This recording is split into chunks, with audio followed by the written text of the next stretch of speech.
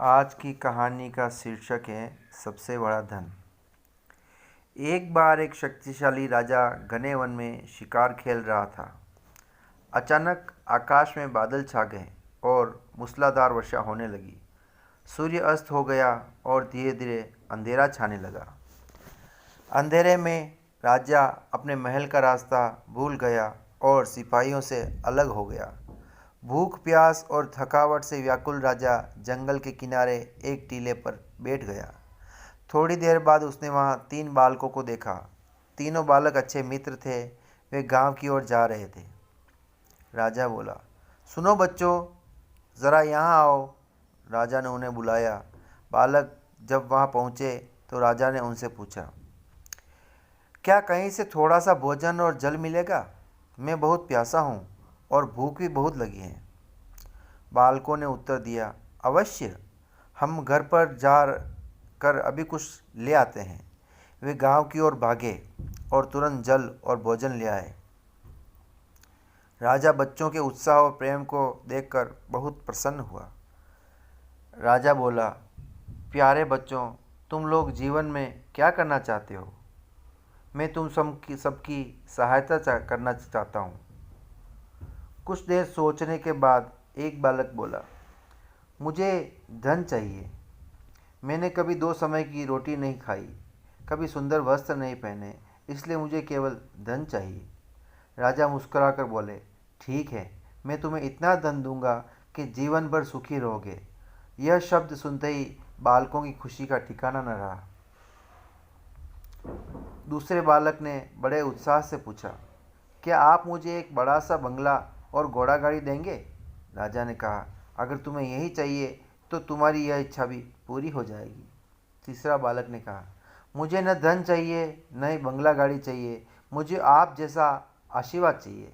आपसे ऐसा आशीर्वाद चाहिए जिससे मैं पढ़ लिख कर विद्वान बन सकूं और शिक्षा समाप्त होने पर मैं अपने देश की सेवा कर सकूं।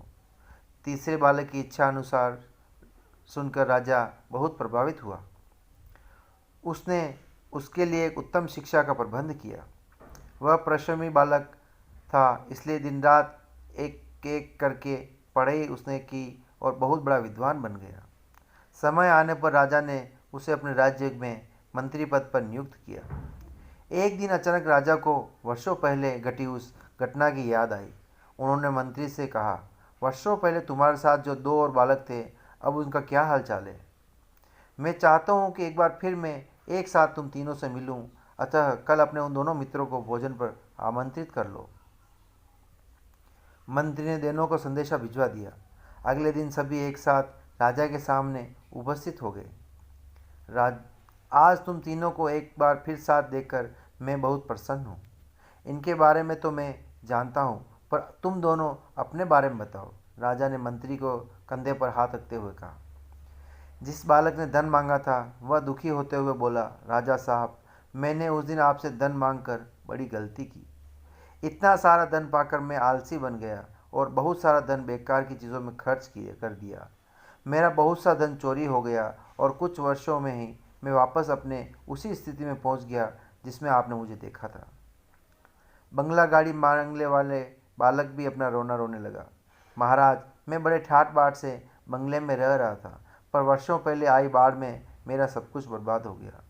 मैं भी पहले की जैसे स्थिति में पहुंच गया। उनकी बातें सुनने के बाद राजा बोले, इस बात को अच्छी तरह से गांठ बांध लो। धन संपदा सदा हमारे पास नहीं रहते, पर ज्ञान जीवन भर मनुष्य के काम आता है। उसे कोई चुरा भी नहीं सकता। शिक्षा ही मानव की विद्वान और बड़ा आदमी बनाती है। इसलिए सबसे बड़ा धन विद्या धन ही है। जय श्री कृष्ण।